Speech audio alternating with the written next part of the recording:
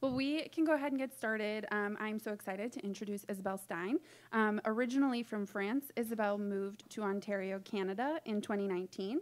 After starting her career in communications and administrative management in Paris, she made a radical professional shift to devote herself to her passion, the emergence of societal models that respect human well-being and the environment. Since obtaining an MBA in marketing and sustainable development, she has developed a variety of projects in the fields of short circuits, waste reduction, and community needs. In her 4th year at the Cooperation Council of Ontario, she continues to take on new challenges as a capacity building manager with dynamism and creativity. Please join me in welcoming Isabelle.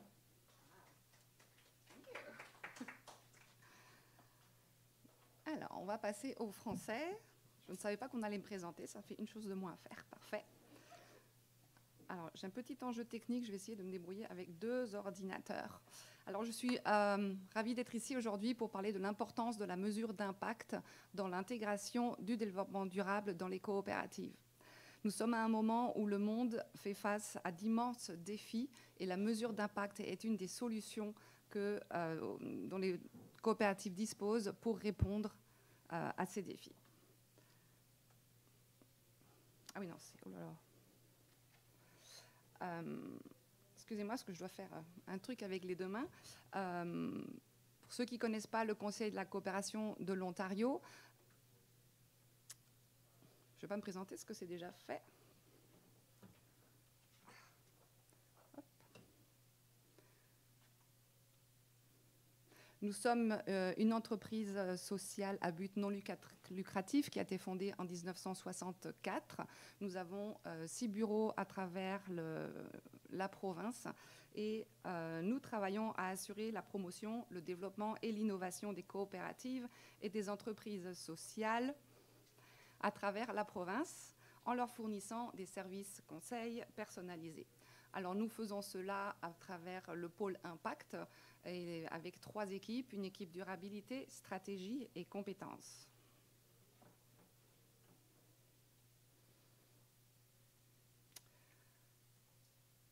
Alors je m'attendais à être dans une salle un petit peu plus grande, alors je voulais commencer en disant que si vous êtes arrivé ici par hasard, cette présentation s'adresse à des personnes qui souhaitent avoir une vue holistique des conséquences des activités sur leurs parties prenantes et sur l'environnement, qui souhaitent aligner leurs activités sur les principes du développement durable et qui souhaitent découvrir les nombreux bénéfices à tirer de la mesure d'impact, mais aussi leurs difficultés. Donc je vois que personne ne quitte la pièce, alors je continue. C'est parfait. Alors, certains d'entre vous se demandent peut-être où ils en sont en termes de mesure d'impact. Par où commencer pour le mesurer et comment gérer au mieux cet impact sur le long terme? Alors, ce sont là d'excellentes questions. Pourquoi? Parce que pour contribuer au développement durable, savoir quel type d'impact vous voulez avoir, savoir mesurer l'impact que vous avez réellement et savoir comment gérer cet impact sont les éléments clés incontournables. Donc j'espère aujourd'hui apporter un peu de lumière sur ces 3 éléments. Et si je parviens à aider votre coopérative à se lancer dans le développement durable ou à faire ses premiers pas, eh bien, je considère que j'aurai rempli ma mission aujourd'hui.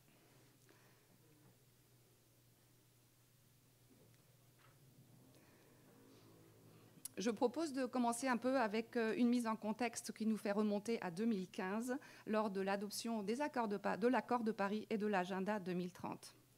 Alors, je me rappelle, j'étais à Paris lorsque l'accord de Paris a été adopté. C'était au mois de décembre et je me rappelle parfaitement de la salve d'applaudissements qui a suivi l'annonce de l'adoption de l'accord de Paris par notre Premier ministre, Laurent Fabius. Il y avait une immense salle avec des milliers de personnes.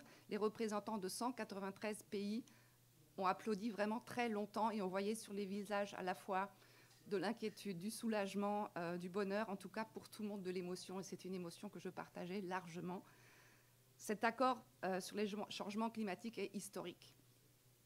Jamais auparavant, les dirigeants mondiaux ne s'étaient engagés dans un programme commun aussi vaste et universel. L'objectif principal de l'accord de Paris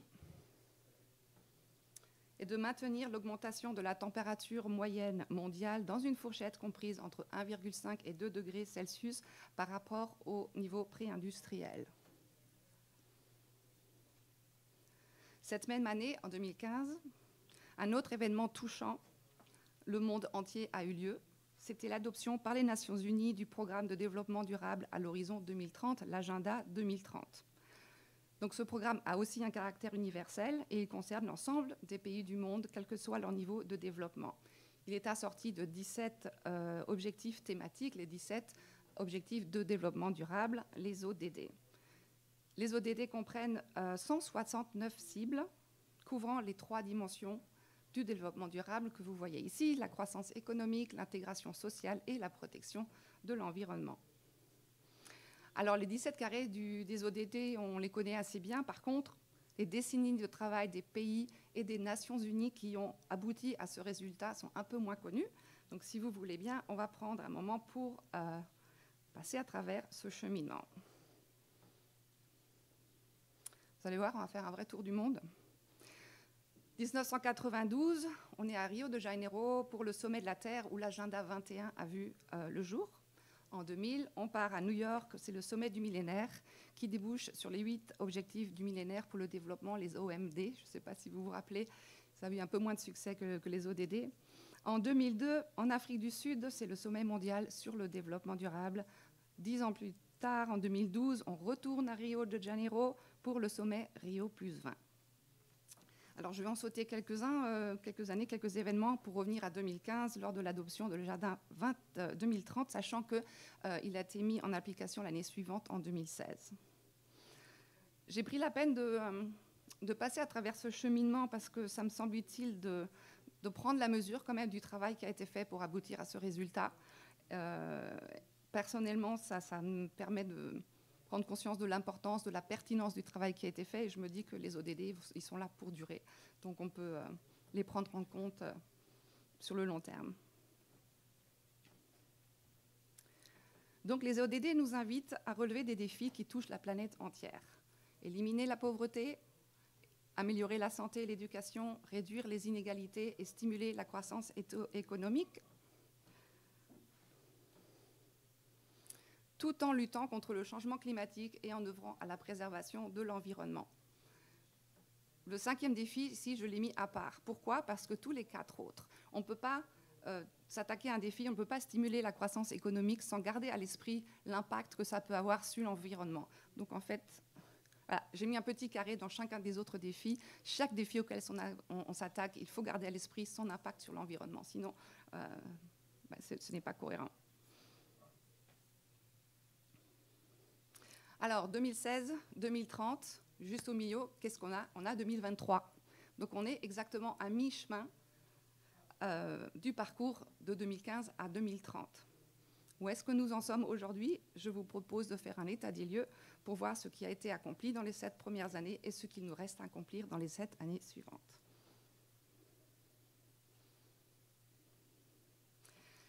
Dans le rapport 2023 sur les progrès accomplis dans la réalisation des ODD, le secrétaire général des Nations Unies condamne l'aveuglement des systèmes économiques et politiques dominants face à l'urgence climatique.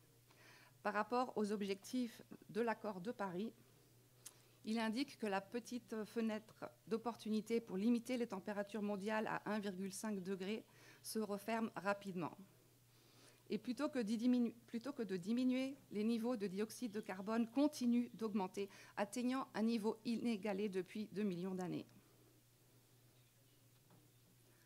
Le rapport indique, j'ai sorti quelques données du rapport, que les énergies renouvelables ne représenteront qu'une fraction de notre approvisionnement énergétique en 2030, que quelques 660 millions de personnes seront toujours privées d'électricité, et que près de 2 milliards de personnes continueront à utiliser des combustibles et des technologies polluantes pour cuisiner.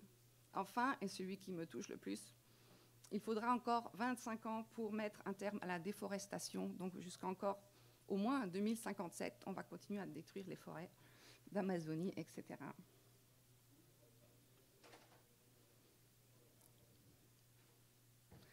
Par rapport à l'agenda 2030, M. Guterres constate qu'à mi-chemin du parcours, le monde n'est pas sur la bonne voie pour atteindre la plupart des objectifs d'ici 2030. Alors oui, des progrès ont été accomplis dans certains domaines, mais les progrès réalisés par rapport à une proportion importante de cibles sont très inquiétants.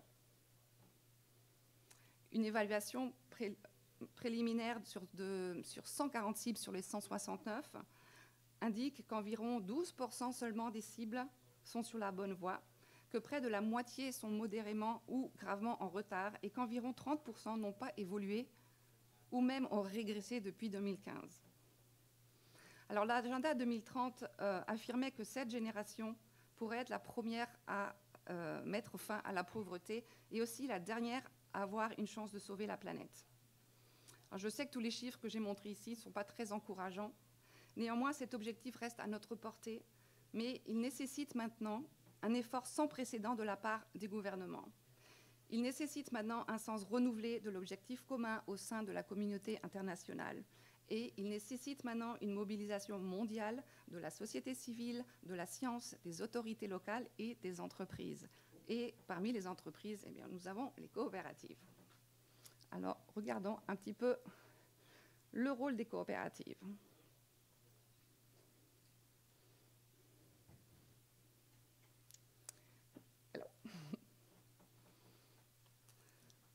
Alors, je ne vous apprends rien, de par leur rôle, les coopératives contribuent à la durabilité économique et sociale et environnementale, préserver les relations avec la communauté, valoriser les ressources locales, prôner la responsabilité sociale, adopter des pratiques commerciales durables. Tout cela fait partie de l'ADN des coopératives.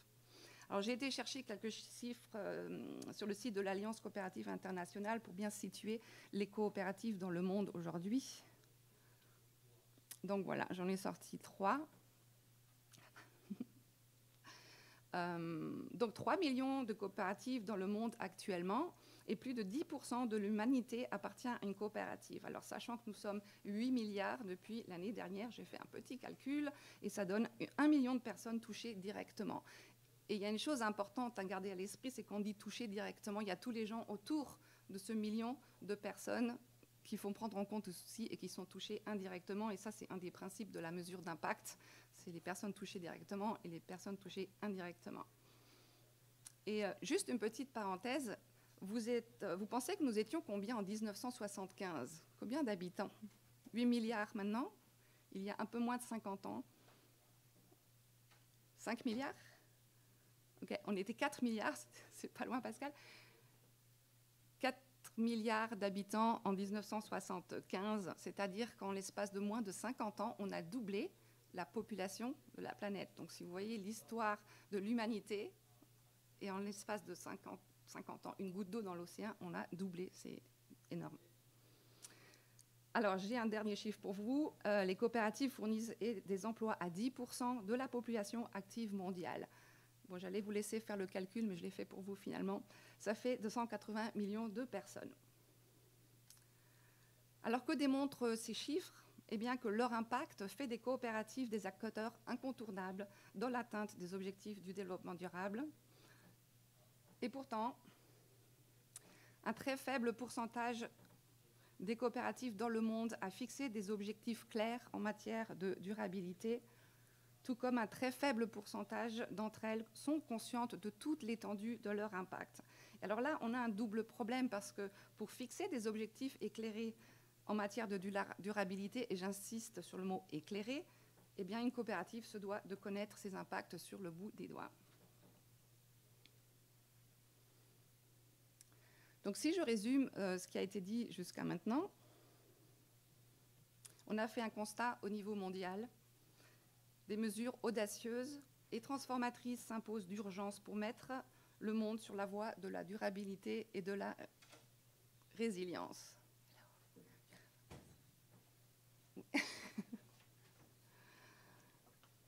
Excusez-moi, je sais qu'elle parle que anglais, donc... 193 pays à travers le monde se sont donnés des objectifs ciblés pour redresser la situation d'ici 2030. Les coopératives ont un rôle crucial à jouer dans l'atteinte de ces objectifs. Pour remplir ce rôle, elles doivent intégrer le développement durable dans leurs activités Et cette intégration nécessite un préalable, la maîtrise de leur impact. Excusez-moi, parce que je jongle avec mes deux écrans. Si. Donc on va parler de l'impact et de la mesure d'impact, mais avant ça, je voudrais faire une distinction entre la notion de résultat et la notion d'impact. Parce que, en fait, il peut y avoir une confusion.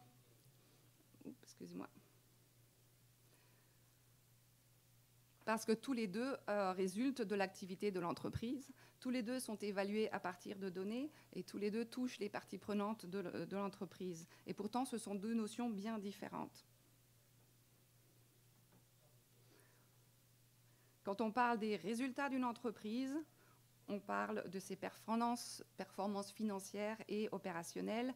Le résultat permet d'évaluer la viabilité financière et la compétitivité de l'entreprise sur le marché. Donc ici, on va parler de chiffre d'affaires, de croissance des ventes, de productivité, etc. Quand on parle de l'impact d'une entreprise, là, c'est une notion qui est beaucoup plus large, donc, et qui englobe les effets de l'entreprise sur la société, sur l'environnement, au-delà de ses activités directes. Donc ici, c'est le bien-être des employés, le soutien à la communauté, l'empreinte environnementale, etc. Alors, on comprend aisément qu'une entreprise qui se préoccupe principalement de sa performance en termes de revenus, elle va s'intéresser à son résultat. Par contre, une entreprise qui va au-delà de sa performance, qui souhaite agir de manière responsable vis-à-vis de la société et de la planète, elle va s'intéresser à son impact.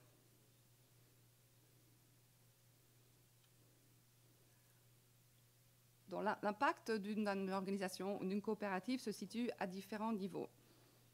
En voici 4. Au niveau social et humain, là on parle de l'accès à l'éducation, la qualité de vie et l'emploi, par exemple. Au niveau environnemental, la consommation d'énergie, la gestion des déchets, l'utilisation des ressources naturelles. L'infrastructure, donc là c'est le logement, les transports, l'accès aux sources d'énergie.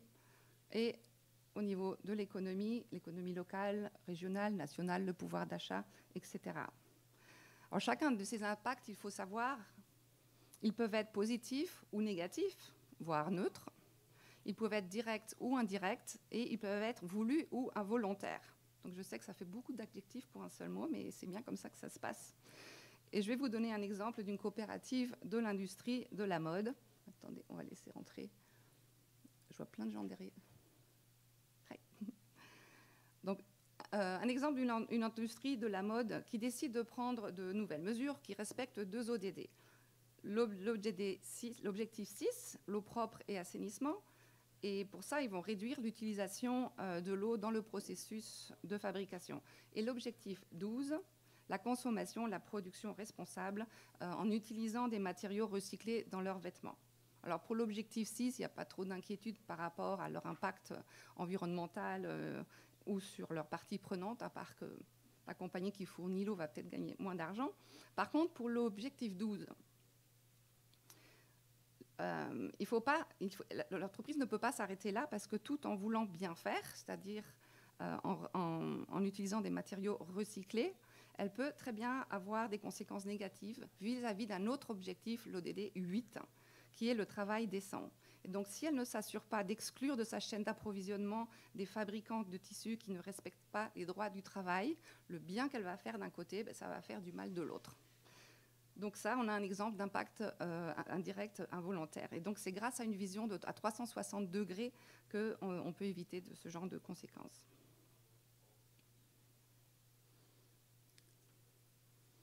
Donc parlons de la mesure d'impact. Je vais mettre la définition à l'écran. Normalement, voilà. Donc la mesure d'impact, qu'est-ce que c'est exactement? C'est le processus de quantification des effets positifs et négatifs qu'une organisation a sur les personnes de la planète. Ok, alors ça c'est super, mais alors vous me demandez pourquoi une COP devrait se donner la peine de mesurer son impact. Alors, on est d'accord, les coopératives existent pour répondre à un besoin, mais en répondant à son besoin, comment est-ce qu'elles peuvent être sûres qu'elles ne nuisent pas à une partie de la société ou qu'elles contribuent involontairement à l'aggravation des enjeux environnementaux? Et de la même manière, en remplissant leur mission, peut-être qu'elles ont des impacts positifs supplémentaires auxquels elles n'avaient pas pensé. Et là, c'est quand même intéressant de les connaître aussi. Donc la réponse à cette question se résume par une phrase qui peut sembler simpliste, mais en fait qui dit tout.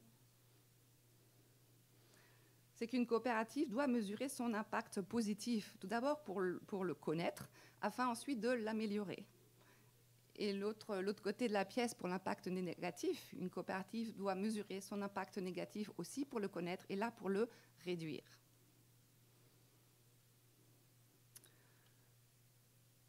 L'impact peut se mesurer en interne au sein de la coopérative, la gouvernance, le management, la gestion des risques du personnel, et aussi évidemment en interne, ce qu'on va évaluer, un programme, un projet, une intervention spécifique. Mais attention, si on veut évaluer l'impact externe, on ne peut pas faire ça sans avoir évalué l'impact interne d'abord. Ce n'est pas cohérent de faire ce qui se passe dehors sans regarder ce qui se passe au sein de la coopérative. Il faut commencer par l'interne avant de faire la suite.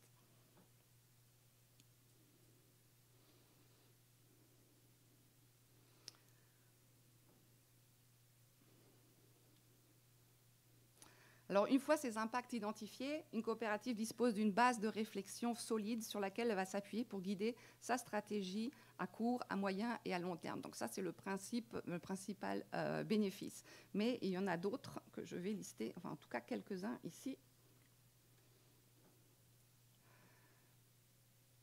Donc ça permet tout d'abord à mieux répondre aux attentes des parties prenantes, parce que les parties prenantes touchées par les activités d'une coopérative, de façon directe ou indirecte, sont en fait au cœur de la mesure d'impact, et elles sont consultées et elles sont impliquées tout le long du processus. Donc c'est bien d'écouter ce qu'elles vivent et ce qu'elles ont leurs attentes. Ça permet de rendre des comptes de manière objective et transparente à ses membres, à ses partenaires, à ses financeurs. Parce que grâce à la mesure d'impact, on a entre les mains des données factuelles et vérifiables qui démontrent que la coopérative tient ses engagements en matière de développement durable. Elle démontre également qu'elle a identifié les défis et les domaines où des améliorations sont nécessaires. Donc elle ne se contente pas de regarder le bien qu'elle fait, mais aussi regarder le mal que ça peut faire au passage. Et comme vous le savez, ces attentes sont de plus en plus importantes par toutes les parties prenantes, quelle qu'elle soit. Ensuite, ça permet d'établir sa crédibilité. En communiquant de manière transparente, une coopérative démontre qu'elle prend des mesures concrètes, fondées sur des données factuelles, toujours, pour répondre aux enjeux sociaux et environnementaux. Et cela se fait grâce à des rapports d'impact réguliers. Et cette transparence contribue à renforcer la confiance envers la coopérative vis-à-vis de son engagement envers le développement durable. Alors là, j'ai un petit problème d'alignement, mais bon. Ça permet aussi donc d'accroître sa reconnaissance en tant qu'acteur socialement responsable. On peut démontrer les réalisations, les valeurs coopératives, son engagement envers le développement durable, et de créer une plus grande confiance auprès des parties prenantes et du grand public. J'ai presque fini, vous avez vu, il n'y a pas beaucoup de place dans la page. Excusez-moi, j'ai un petit problème d'alignement ici. C'est dommage que ça parle ici des financements, donc ça permet d'accéder à des financements à impact. Aujourd'hui, les attentes des investisseurs en matière de responsabilité sociale et environnementale s'amplifient d'année en année, et la mesure d'impact non seulement répond à leurs attentes, et ça permet d'avoir un langage commun avec eux. Et enfin, ça permet de gérer les risques et les opportunités associés aux activités de la coopérative qui ne manqueront pas d'apparaître tout au long du processus d'évaluation. Globalement, tout ça, si vous regardez bien, ça contribue à la croissance et à la viabilité à long terme de la coopérative.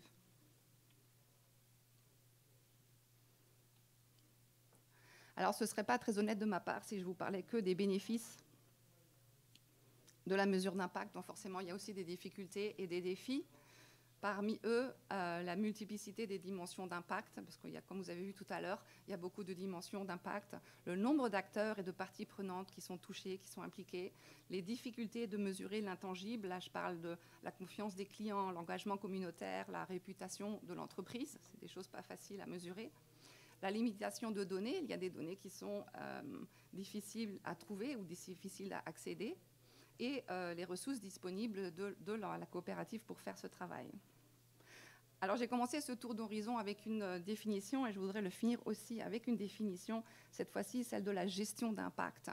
Pourquoi? Parce que la mesure d'impact, c'est juste la première partie de la gestion d'impact. C'est donc la première phrase que vous voyez ici. Le processus par lequel une organisation identifie, donc là on a la gestion d'impact, agit sur et communique ses impacts sur les personnes et l'environnement naturel afin de réduire ses impacts négatifs, d'augmenter ses impacts positifs et au final de parvenir à la durabilité et d'accroître le bien-être. C'est quand même un très très gros programme, il ne faut pas l'oublier. Alors comment est-ce qu'on fait ça ? L'évaluation de l'impact peut être réalisée de façon autonome, c'est-à-dire que la coopérative le fait par ses propres moyens en interne, en collaboration avec des experts externes ou avec des organismes de certification, et ça c'est en général pour garantir l'objectivité des résultats.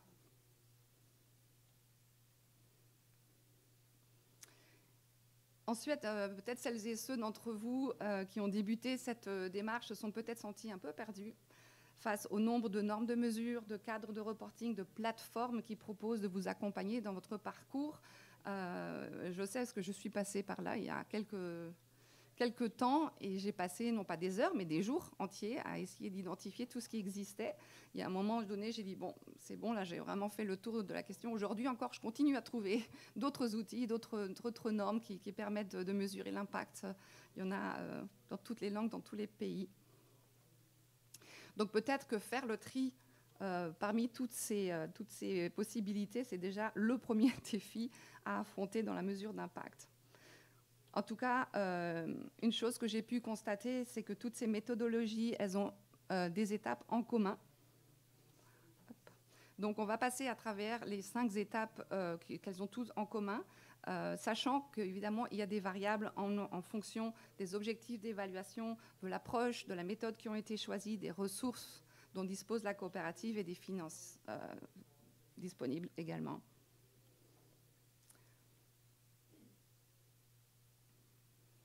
Donc tout d'abord, ça commence par clarifier les objectifs et les résultats attendus dans la coopérative.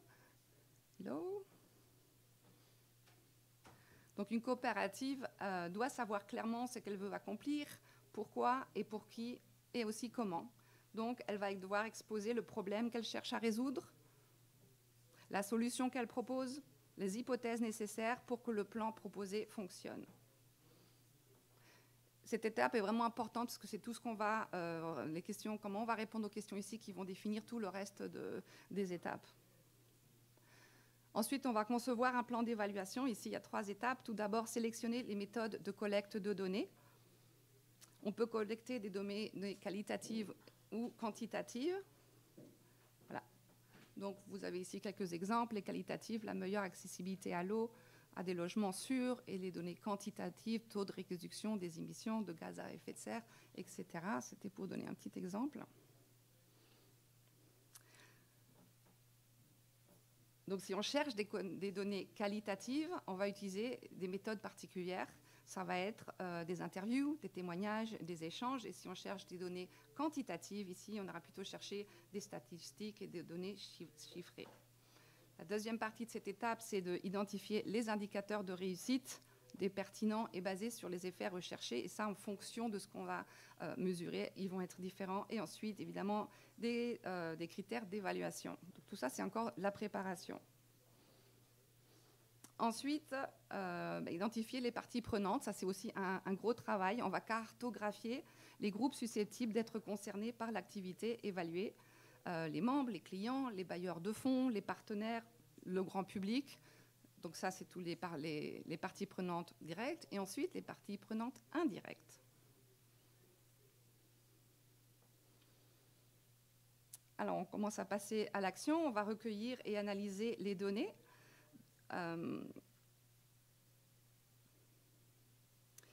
Et là, je pense que c'est peut-être le deuxième défi qu'on rencontre, c'est la collecte des données. Comme vous avez vu tout à l'heure, ça peut être assez compliqué, mais quelque chose de vraiment important de garder à l'esprit, c'est que ça, il faut le faire avant, pendant et après l'activité pour permettre une comparaison et une analyse des changements qu'elle a pu apporter.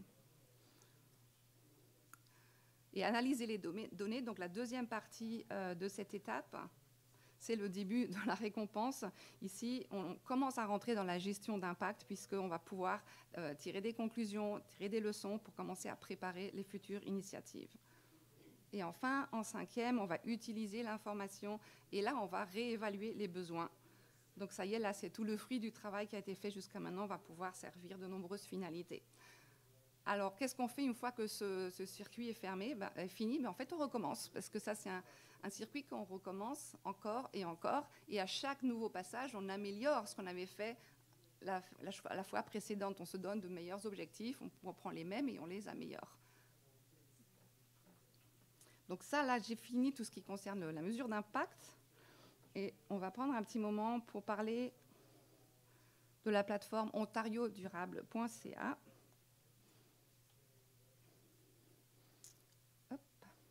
Donc, en 2021, le Conseil de la coopération de l'Ontario, le CCO, a obtenu un financement du gouvernement du Canada pour le développement d'une plateforme permettant aux entreprises de l'Ontario de mesurer de façon standardisée leur contribution aux objectifs de développement durable. Et un an plus tard, la plateforme ontariodurable.ca a été lancée. Donc, elle faisait donc 3 choses, cette plateforme.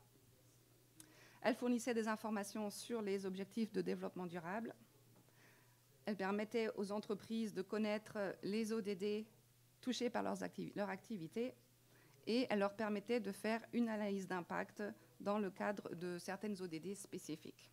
Et donc cette année, nous travaillons à une V2 du site qui est prévue de sortir au mois de novembre lors de la semaine de l'impact au Canada.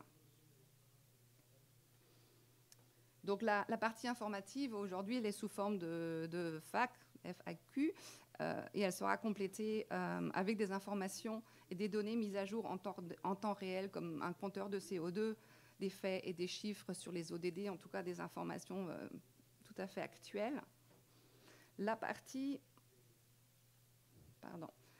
qui permet de connaître les ODD qui sont touchés par l'activité de l'organisation, elle va demeurer la même, donc vous l'avez déjà en ligne.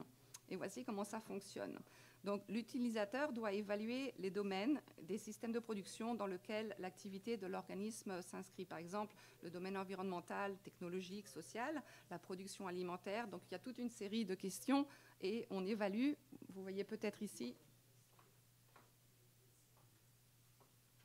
si l'activité touche un peu, beaucoup ou pas du tout chacun des domaines. Donc il y a une page comme ça, je crois il y a 4 lignes où on évalue chacun des domaines, chacun des systèmes de production, les milieux impactés.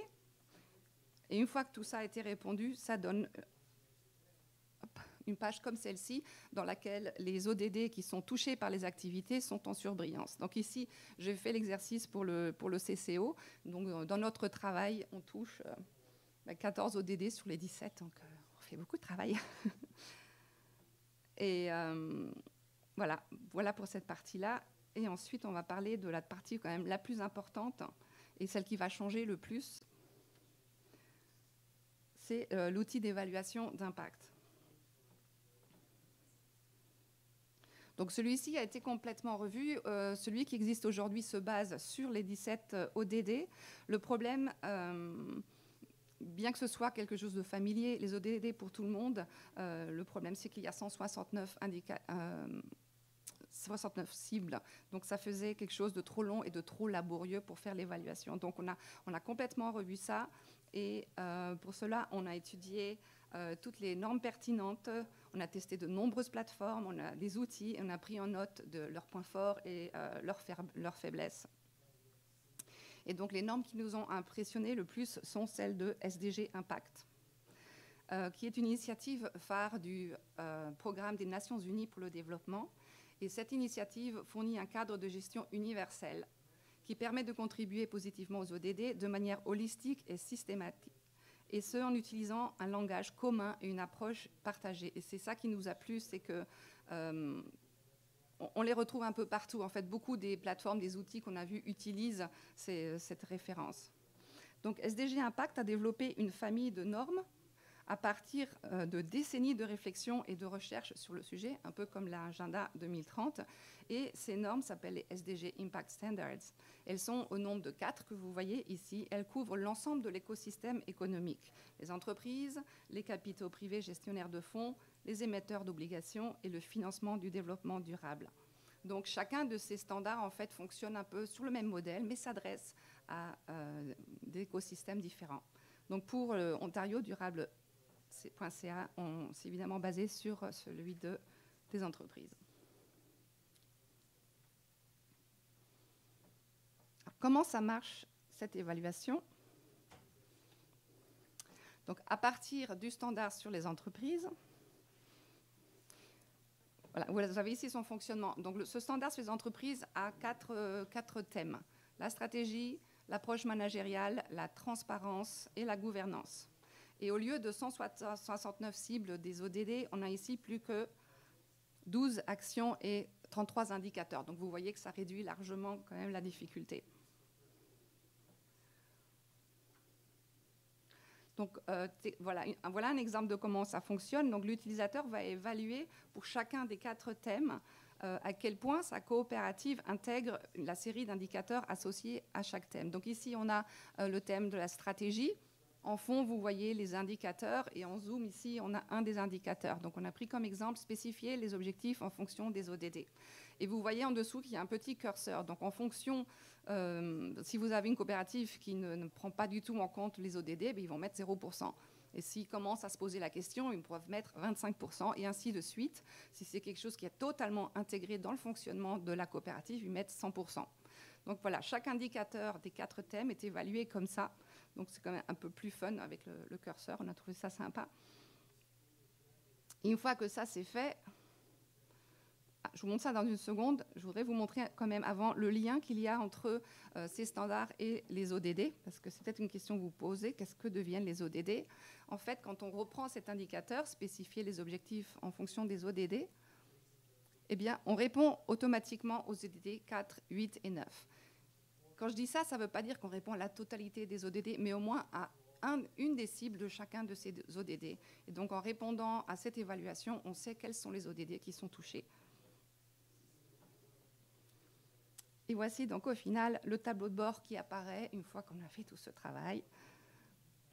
On a tout d'abord les résultats par thème. Vous voyez ici 30%, 42%, etc. On peut très bien être très avancé sur un thème et beaucoup moins sur un autre. Ensuite, en dessous, ce sont les résultats, le résultat global. Ici, c'est 55%.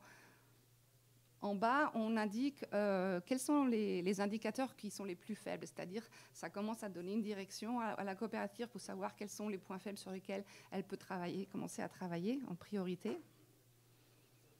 Et ensuite, on propose, si vous êtes complètement perdu, de nous contacter pour vous accompagner dans la suite, dans la gestion de votre impact. Donc voilà ce que ça va donner. Donc d'ici le mois de novembre, tout ça devra être développé en français et en anglais. Et nous prévoyons ensuite de faire la même chose pour la sphère du financement à impact. Voilà, pour clôturer cette présentation, je voudrais donner la parole à Madame Steva, qui est présidente du Conseil économique et social des Nations Unies. J'espère que ces mots seront une source d'inspiration pour vous. En tout cas, elles l'ont été pour nous. Voici ce qu'elle nous dit. Nous sommes à mi-chemin de 2030 et pourtant loin d'atteindre les ODD. La mauvaise nouvelle, c'est que nous avons perdu 7 ans. La bonne nouvelle, c'est qu'il nous reste encore 7 ans et que les victoires sont à notre portée. Alors, vous connaissez peut-être les fameux célèbres mots d'ouverture de la Charte des Nations Unies, « Nous, le peuple, virgule ». Donc, je vous laisse aujourd'hui avec un début d'une autre phrase que je vous laisserai le soin de compléter, « Nous, les coopératives ». Je vous remercie.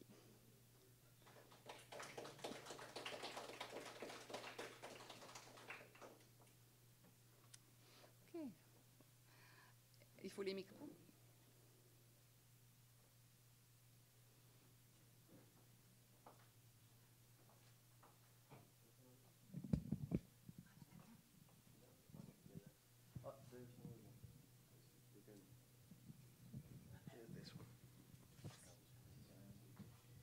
Donc, l'outil d'évaluation d'impact, tout le monde pourra l'utiliser, toutes les compagnies pourront l'utiliser, peu importe quel territoire. Puis, est-ce que le data, qui va le garder, est-ce on peut le garder? Puis, c'est-tu gratuit? C'est quoi? Comment? Oui. Ouais. Très bonne question. D'autant plus que ça s'appelle Ontario Durable. Donc, ça s'appelle comme ça actuellement parce qu'à l'origine, c'est un projet qui a été financé par le gouvernement du Canada. Donc, ça s'appelle Ontario Durable. Je pense que c'est appelé à changer de nom. Et oui, tout ce que je vous ai monté là, c'est gratuit, effectivement. Donc, vous pouvez faire votre évaluation d'impact. C'est après. Vous pouvez ou aller chercher des outils pour faire votre gestion d'impact par vous-même, ou si vous avez besoin d'aide, on peut vous aider. Et ce n'est pas propre à l'Ontario, parce que comme j'ai expliqué, on utilise des standards universels qui marchent partout dans le monde et qui sont à peu près reconnus partout dans le monde. Donc c'est parfaitement faisable.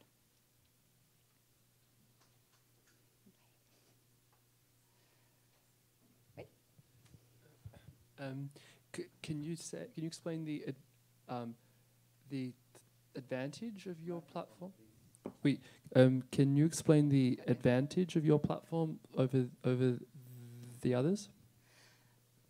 What we've tried to do, I will answer in English. We tried to make it, no, I won't do it in English because I don't have the word. On a essayé de la rendre plus conviviale. Comment on dit conviviale en anglais? Friendly, user-friendly, oui, c'est ça. Vraiment, quand j'ai fait le tour de tout ce qui existait, par exemple les SDG Impact Standards, que je trouve fabuleux, quand on commence à s'en servir, ce sont des feuilles Excel. Mais mon bras n'était pas assez long pour aller jusqu'au bout de la feuille. Et c'est vraiment difficile de s'y retrouver. Donc, c'était vraiment un travail d'identifier qu'est-ce qu'il faut ressortir. Et on a fait ça sous format, comme vous avez vu, avec un curseur. Donc, l'idée, c'est de peut-être donner envie de se lancer parce que c'est faisable. Et en plus, on peut faire morceau par morceau. On peut très bien évaluer juste son management. Si on fait son impact en interne, par exemple, on peut évaluer son management et travailler là-dessus uniquement. Et après, faire les choses une par une.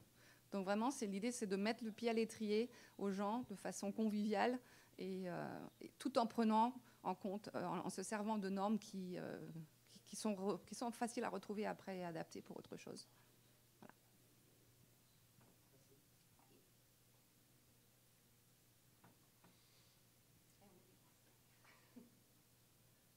OK. Est-ce que c'était OK pour vous, les traductions? Oui, ils se font des grands sourires, c'est cool. Est-ce qu'il y a d'autres questions? Otras preguntas? Other questions? I have a question about like creating the measurements. Like how to create measurement, or isn't this the measurements more the outcome of the measurements? Like to set the goals that are actually going to going to be achievable, or at least like close to achievable. And then related to that is also how do you help people or like co-ops evaluate the process they've made without like overstating what they've done? Mm-hmm. Because, you know, like we've set these goals, we must have gotten further than we maybe did, or things like that. Your question is very interesting because we might be tempted to want to go too far. So if you give the cooperative a goal and, like you say, we're not there yet, and it's a lot better to try to step back and give yourself goals that are doable, and just be happy to do that. The important is going to the right direction. So it really depends on the strategy of the cooperative. So I can't answer in a general. Every impact measurement is going to be different. Like every cooperative is different. So it really takes a very personalized thing to that.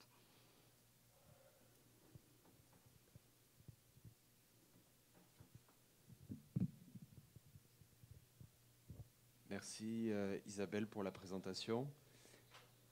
Donc, on va avoir une pause qui va commencer dans 11 minutes. À partir de maintenant, ça va être dans la salle au-dessus.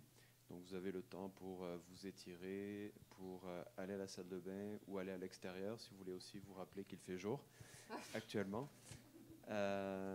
So we'll have another break in 10 minutes. So you have about 10 minutes to stretch, to go to the bathroom, go outside if you want to remember what